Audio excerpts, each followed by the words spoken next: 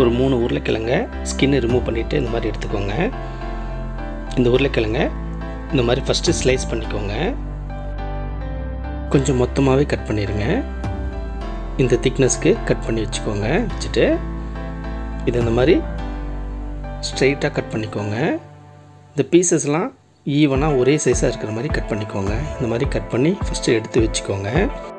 Next ஒரு கப்பில் தண்ணி எடுத்துக்கோங்க.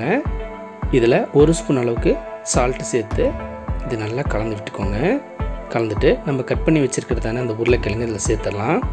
இந்த உருளைக்கிழங்கு இதில் சேர்த்துட்டு ஒரு 10 நிமிஷம் அப்படியே வச்சுருங்க.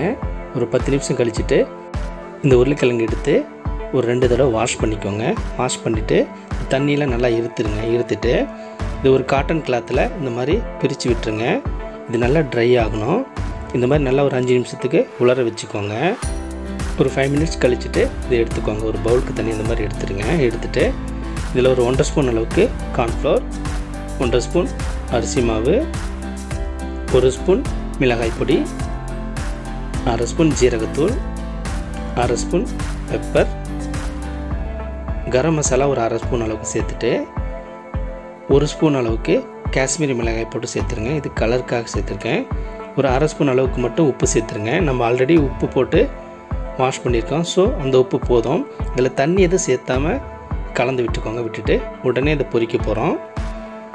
மீடியம் ஃப்ளேம்லேயே வச்சுட்டு இதை பொரிச்சிருங்க. நல்லா கிறிஸ்பியாக வர விட்டு இதை எடுத்துக்கோங்க. இது நல்லா ரெடி ஆகிடுச்சு பாருங்கள். கிறிஸ்பியான மொறுமொறுப்பான இந்த உருளைக்கிழங்கு சிப்ஸ் நல்லா ரெடி ஆகிடுச்சு. இதை நீங்கள் ஈவினிங் ஸ்நாக்ஸாக டீயோடு சேர்த்து சாப்பிட்டிங்கன்னா ரொம்பவே சூப்பராக இருக்கும். இதை நீங்களே ட்ரை பண்ணி பாருங்கள். செய்கிறது ரொம்பவே ஈஸி தான்.